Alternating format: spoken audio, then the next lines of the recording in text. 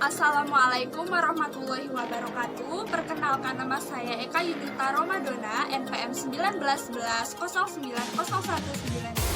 dari Prodi Pendidikan Fisika UIN Raden Intan Lampung. Di sini saya akan menjelaskan tentang teori kinetik gas. Selamat menyaksikan. Teori kinetik gas.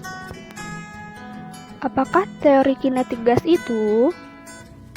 Teori kinetik gas adalah konsep yang mempelajari sifat-sifat gas berdasarkan kelakuan partikel atau molekul penyusun gas yang bergerak acak.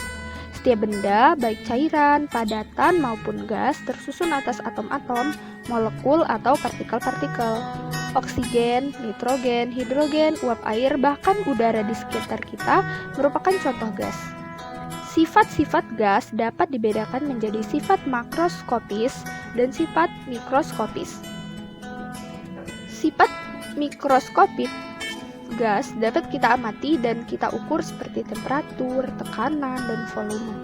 Sifat mikroskopis tidak bisa diamati dan diukur seperti kelajuan, massa tiap-tiap partikel penyusun inti, momentum, serta energi yang dikaitkan dengan tingkah laku partikel gas. Gas ideal. Partikel-partikel gas dapat bergerak sangat bebas dan dapat mengisi seluruh ruangan yang ditempatinya. Hal ini menimbulkan kesulitan dalam mempelajari sifat-sifat gas. Untuk menyederhanakan permasalahan ini, diambil pengertian tentang gas ideal. Dalam kehidupan nyata, gas ideal tidak pernah ada. Sifat-sifat gas pada tekanan rendah dan suhu kamar mendekati sifat-sifat gas ideal, sehingga gas tersebut dapat dianggap sebagai gas ideal. Adapun sifat-sifat gas ideal yaitu yang pertama, gas ideal itu terdiri dari partikel-partikel yang disebut molekul-molekul atom dalam jumlah yang besar. Nah, molekul ini dapat berupa atom ataupun kelompok atom. Yang kedua, ukuran partikel gas dapat kita abaikan terhadap ukuran wadahnya. Yang ketiga, setiap partikel gas itu selalu bergerak dengan arah sembarang atau acak. Artinya, semua molekul itu bergerak ke segala arah dengan berbagai kelajuan. Yang keempat, partikel gas terdistribusi merata pada seluruh ruangan dalam wadah tersebut. Yang kelima, partikel gas itu memenuhi hukum Newton tentang gerak. Keenam, setiap tumbukan yang terjadi itu baik tumbukan antar molekul maupun tumbukan molekul dengan dinding itu merupakan tumbukan lenting sempurna dan terjadi pada waktu yang sangat singkat. Nah, di sini ada beberapa hukum tentang teori kinetik gas ya. Yang pertama itu hukum Boyle, yang bunyinya hasil kali tekanan dan volume gas pada temperatur tetap adalah konstan.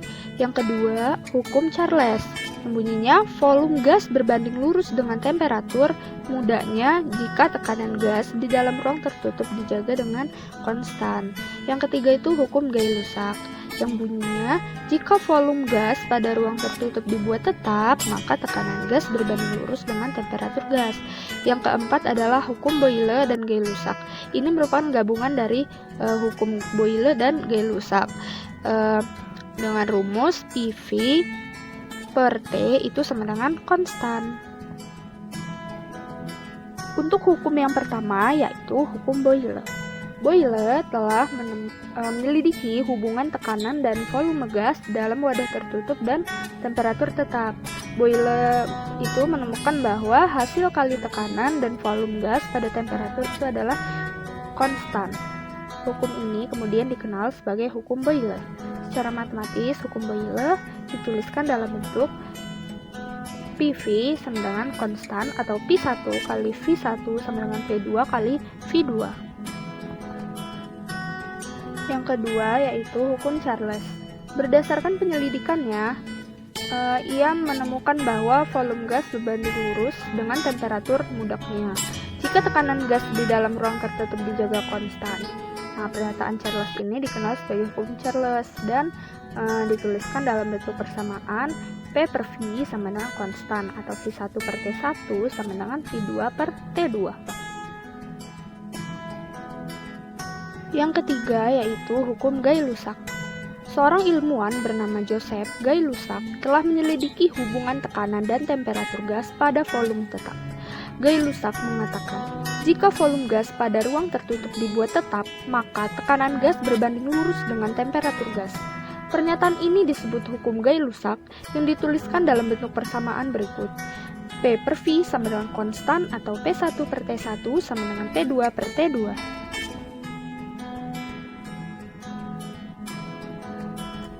Yang keempat yaitu hukum Boyle-Gay-Lussac. Hasil gabungan ketiga hukum tersebut dikenal sebagai hukum Boyle-Gay-Lussac. Hukum ini dinyatakan dalam bentuk persamaan P per V sama dengan konstan atau P1 kali V1 per T1 sama dengan P2 kali V2 per T2. Tekanan, volume, dan temperatur pada gas yang berbeda mempunyai karakteristik yang berbeda pula, walaupun jumlah molekulnya sama. Untuk itu, diperlukan satu konstanta lagi yang dapat digunakan untuk semua jenis gas. Konstanta tersebut adalah konstanta Boltzmann atau K. Jadi dapat kita tuliskan ya dalam bentuk persamaannya, yaitu PV sama dengan NKT atau PV NaKT.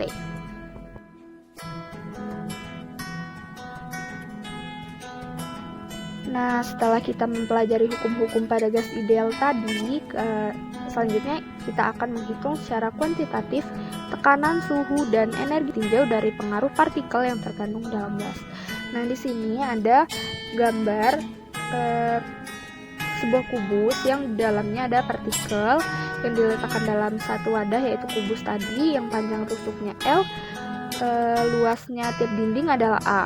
Kita tinjau satu partikel gas bermasa M yang bergerak hanya pada arah sumbu X. Jadi dia bergerak hanya pada arah sumbu X dengan besar kecepatannya itu Vx. Nah, partikel itu bergerak dan menumbuk dinding A.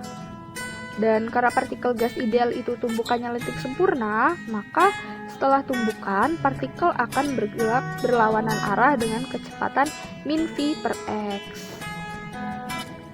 Adanya perubahan arah kecepatan ini menghasilkan adanya perubahan momentum yang besarnya delta P itu sama dengan P2 min P2 sama dengan M kali Vx min M kali min Vx sama dengan 2 mVx.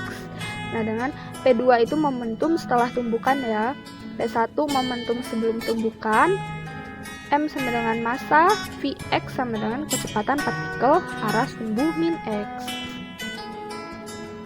Nah, ketika partikelnya sudah bergerak sejauh 2L, maka ia akan menumbuk dinding kembali dengan selang waktu delta T sama dengan 2L per Vx. Nah, besarnya impuls yang dialami oleh dinding selama tumbukan itu adalah I sama dengan delta P. Nah, F kali delta T sama dengan 2 mVx, kan tadi I itu sama dengan F kali delta T, terus untuk delta P itu sama dengan 2 mVx. Nah, untuk mencari F-nya itu sama dengan 2 mVx per delta T, sama dengan 2 mVx per 2L per Vx, sama dengan mVx kuadrat per L.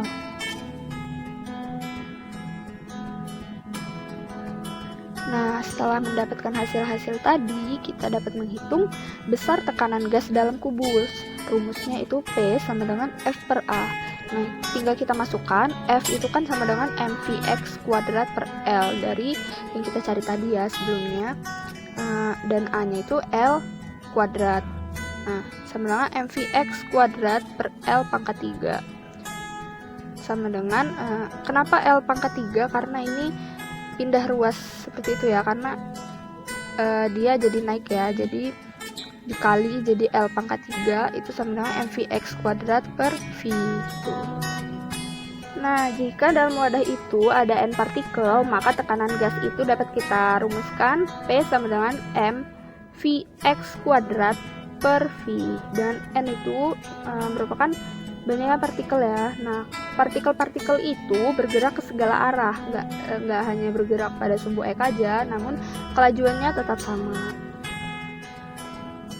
Karena partikel-partikel tersebut bergerak ke segala arah ya. Nah, jadi dia tuh tidak hanya bergerak pada sumbu X saja, namun kelajuannya itu tetap sama. Nah, sehingga kita rumuskan V vektor kuadrat sama dengan V Vx vektor kuadrat ditambah Vy vektor kuadrat ditambah Vz vektor kuadrat. Vx vektor kuadrat sama dengan 1/3 V vektor kuadrat. Nah, maka tekanan gas pada dinding itu dapat kita rumuskan P sama dengan 1/3 NmV vektor kuadrat per V. Nah, konsep gas ideal ini itu ada juga dalam kehidupan sehari-hari ya, diantaranya botol yang menjadi kempes setelah dimasuki air panas. Yang kedua itu gerakan piston ya pada mesin motor itu. Yang ketiga balon meletus.